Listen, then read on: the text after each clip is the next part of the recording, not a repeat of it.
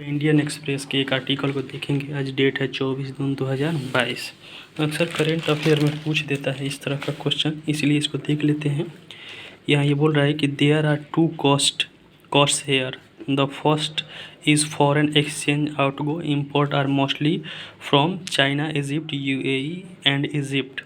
Urea मतलब urea की खरीदारी सबसे ज़्यादा इन्हीं देशों से होता है। उसी तरह China, Saudi Arabia and Morocco से डीएपी की खरीदारी होता है। Belarus, Canada, Russia, Israel and Jordan से एमओपी होता है। Qatar, US, UAE and Nigeria से एलएनजी होता है। मोरक्को, जॉर्डन, सेनेगल और ट्यूनीशिया से फॉस्फोरस एसिड होता है। सऊदी अरबिया एंड कतर से अमोनिया का खरीदारी होता है सबसे ज़्यादा। And Jordan, Morocco, Egypt and Togo से रॉक फॉस्फेट होता है। The second cost of physical fertilisers are not only imported but Indian farmers also pay below what it costs to import और manufacture using imported inputs.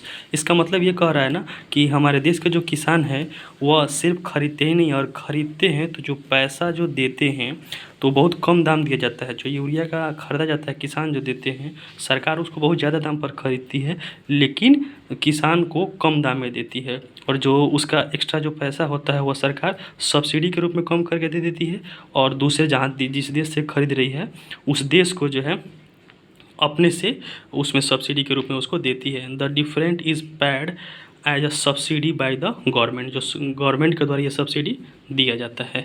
Thank you. तो इसको याद रखें, ये current affair के लिए बहुत अच्छा है। तो इसमें याद रखना कि यूरिया जो है वह चाइना, ओमान, यूएई और इजिप्ट से सबसे ज़्यादा खरीदा जाता है। एक और इसमें बहुत अच्छा है कि इसमें एक अमोनिया याद रखना है। सऊदी अरबिया और कतर से सबसे ज़्यादा अमोनिया की खरीदारी होता है।